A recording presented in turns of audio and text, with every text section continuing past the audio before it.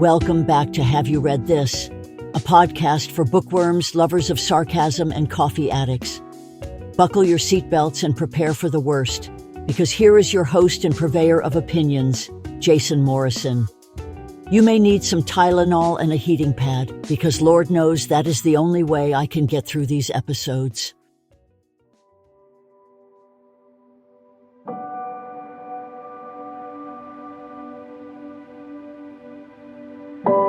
The border remains a fluid, mutating, stubbornly troubling, enthusiastically lethal region.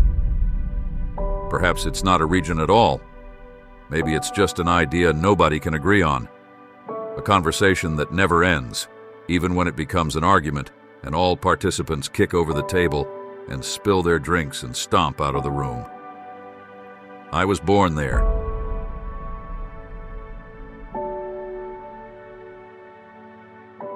When I first discovered my love for reading, I started with nonfiction.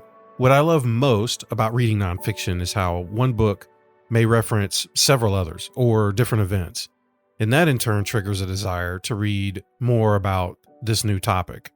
Like when I started reading about Everest, that led to reading about K2, and then that led to reading about cave diving and similar adventures or stories of survival. And that's most likely how I ended up reading The Devil's Highway by Luis Alberto Urrea. But given my current state of senility, who really knows how I ended up anywhere?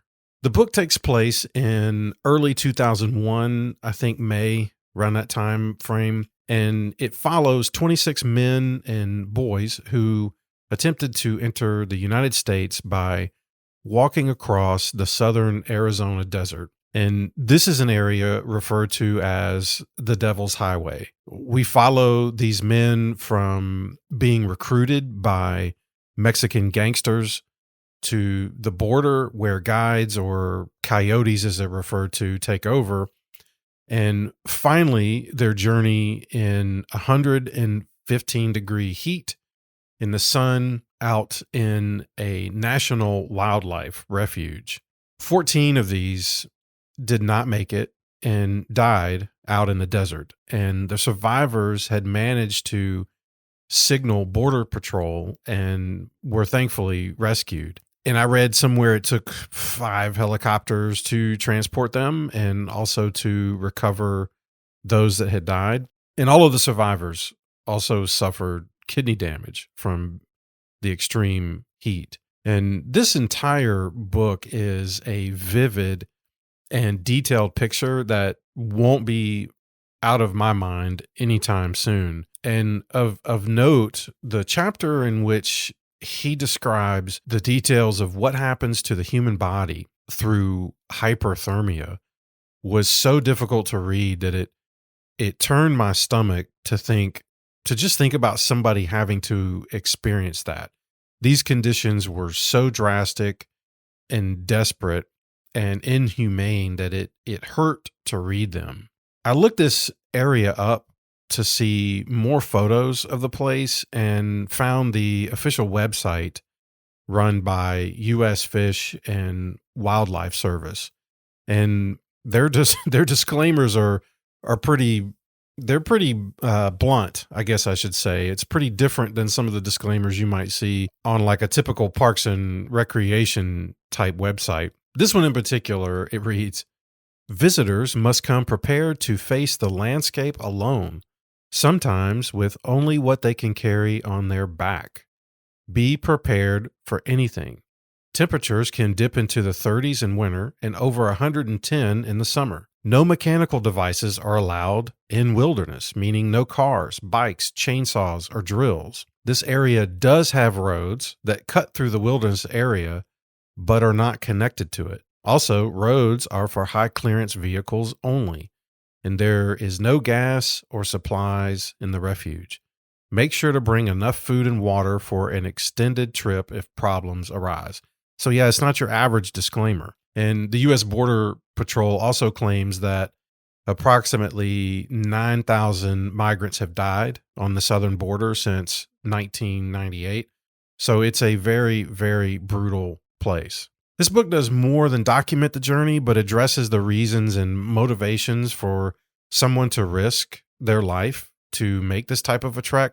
These men were given they were given a face, and in many ways they were given a voice in this book. They were humanized and not left solely to be property or a statistic. I learned so much about those that cross the border and everything that they have to endure just to do that.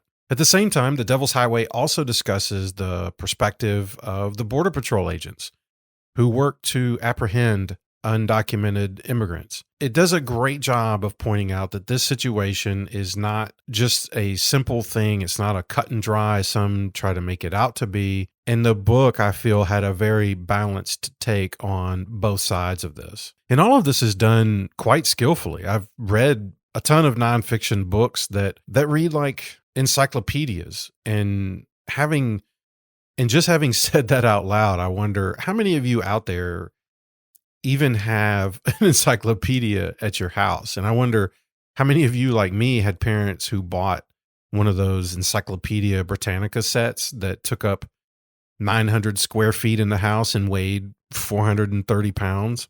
Anyway, this book was artfully written, I felt. And it's one thing to tackle a difficult subject like this and research it, and it's an entirely different thing to present it in a format that makes such a difficult topic actually interesting to read. And after I was done reading this one and tried to process it, one thing that stood out to me was that there's a lot of bodies that don't have a grave, at least not one like you and I are probably most familiar with. You can't just hop in your car and drive over and leave flowers on a headstone. The only way to actually locate some of these bodies was with latitude and longitude coordinates. And I don't know why, but like when I read that, like I was really saddened by that. I just thought how terrible and a lonely situation to die in out there. Politics, policies, border walls, money, all that stuff aside, I have an assignment for you after you read this book, of course. While looking up information for the book, I found a video by Eva Beck where she drives through El Camino del Diablo, which is the real name, the Devil's Highway. And there's a ton of fascinating visuals and background information in the area. And I'll put this up on the website, haveyoureadthispodcast.com. And when you watch this video, what I want you to imagine is, I want you to imagine crossing this area, any part of this area, but not in the truck that she's driving or with the supplies. I want you to imagine doing this on foot with little or no belongings, leaving everything that you've kind of known behind and heading into an even more unknown situation with people that you might not entirely trust. And then I also want you to imagine, as you're doing this, running out of water and supplies. And that will give you a glimpse of what this book is like. And you know what I felt after I read this book? I felt a tremendous and overwhelming sense of thankfulness. I am so thankful that I have never been in a position where I felt it would be better for me to make a journey like this than to stay where I am. So that's my assignment. This might not be a topic that you would normally read, but I think it's very well presented. It's interesting. It's eye-opening. It has all the elements that I look for when I'm interested in a new topic, especially nonfiction. And one of the things that I love probably the most about reading about nonfiction, especially stuff like this, is that now with YouTube and social media, you can easily hop online and search an area like this. And I found several videos of this area where people obviously who are well prepared and well supplied and were authorized to be in this area took plenty of cameras and documented their trip. And it's fascinating to see this area. I can't imagine how frightened I would probably be if I was out there in the middle of the night, not knowing where I'm going necessarily and knowing that I was running low on supplies or out. That's just a terrible, terrible situation, and I can't even imagine putting myself in that. Also, part of me hates to do this, but I'm just going to do it anyway. I'd appreciate it if you'd follow the show on whatever platform it is, set whatever kind of bells, whistles, notifications, any of that garbage. Drop a 5-star rating, bake me a cake, follow me on MySpace, and most importantly, get off my lawn. Until next time. The desert is alive. It always has been. But only the dead know it.